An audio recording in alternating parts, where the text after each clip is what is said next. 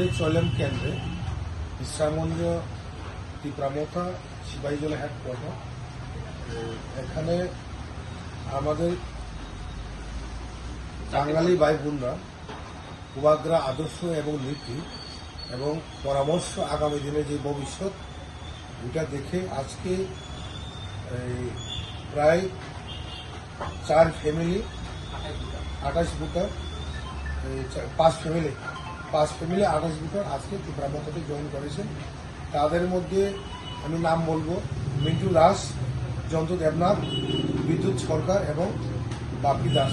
বাপি দাস তো আগে আমরা ত্রিপুরামথাতে ছিল, তাদেরকে আমি বরণ করে নিলাম। আগামী দিনে তাদের সঙ্গে আমরা কাজ করে